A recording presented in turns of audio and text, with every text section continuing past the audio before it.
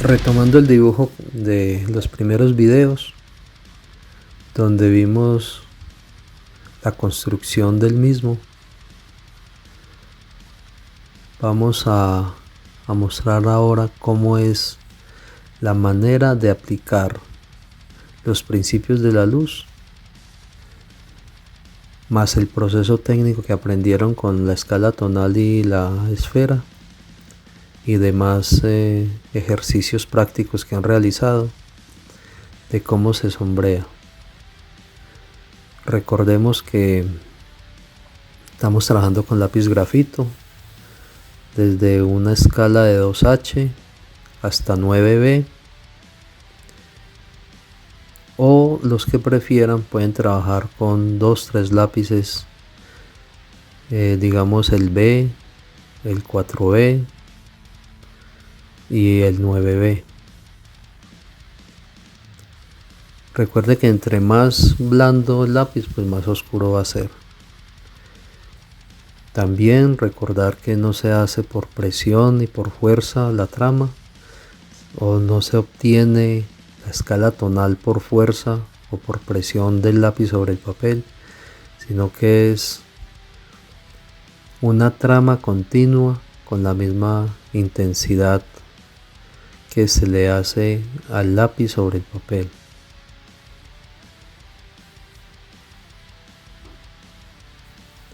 Podemos decir que un dibujo es la representación de un gráfico sobre una superficie básicamente plana, mediante el uso de líneas y sombras, mismas que pueden ser ya sea de objetos reales o imaginarios, inclusive formas abstractas. Para realizar un dibujo puedes usar lápiz, tiza, carbón o la combinación de estos. Al dibujar se deben representar de manera gráfica dos aspectos fundamentales que toda imagen presenta: la forma y el volumen. La forma hace referencia a captar en el dibujo las dimensiones y proporciones del mismo, así como situar los diferentes elementos que éste tiene. El volumen lo resolvemos a través de la aplicación técnica de la lógica de la luz, es decir, interactuar con las formas luminosas y las sombras mediante el claroscuro, el reflejo y el brillo.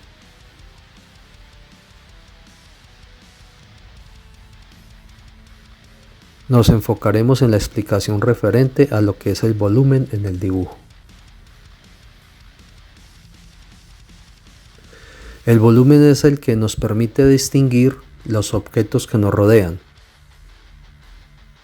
Es el espacio ocupado por el objeto al cual se llega por medio de la luz y de las sombras, mismas que permiten tener una idea tridimensional de ese objeto. Para distinguir correctamente el volumen de un objeto debemos hacer una correcta valoración de las intensidades de sus tonos. Mediante las sombras de un objeto podemos determinar la tridimensionalidad del mismo. Entonces el volumen del cuerpo dependerá de la variación de las tonalidades entre claros y oscuros. De esta manera, los tonos oscuros representados en la zona sombreada más oscura de un objeto, un medio tono que representa la zona de claroscuro entre la luz y el tono oscuro, y el tono claro o la zona de más alta intensidad lumínica, la cual se desprende del brillo. Para contraste y afianzar el objeto sobre el espacio debemos saber ubicar la sombra proyectada del cuerpo, igual saber la procedencia de la fuente de iluminación.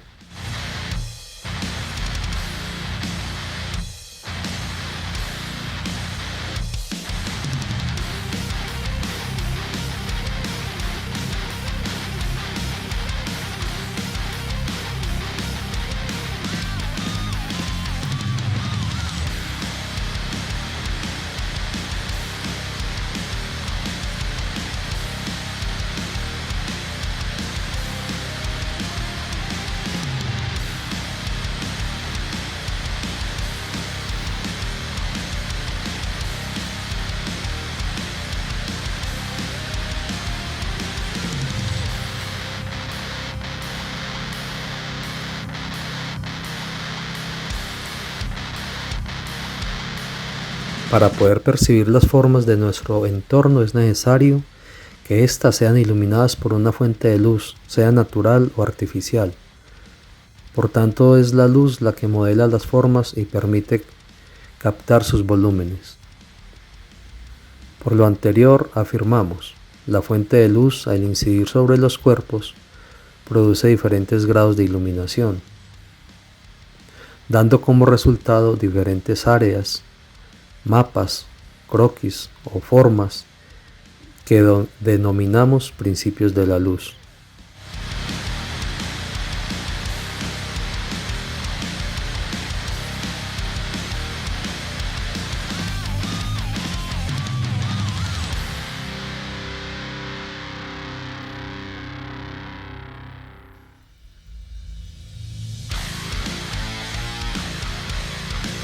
Estos principios de la luz son la zona de brillo,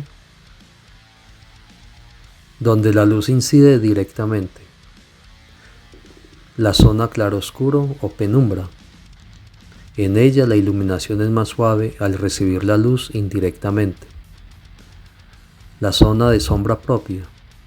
Esta zona no recibe ninguna iluminación, por estar en el lado opuesto a la fuente de iluminación.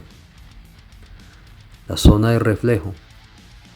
Esta zona pertenece a la zona de sombra propia, pero por el objeto ser tridimensional refleja la luz proveniente del otro lado de donde procede la luz. Zona de sombra proyectada.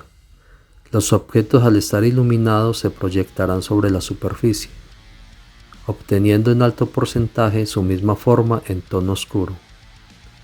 Dependiendo de la fuente y la dirección de la luz, será nítida o por el contrario difusa.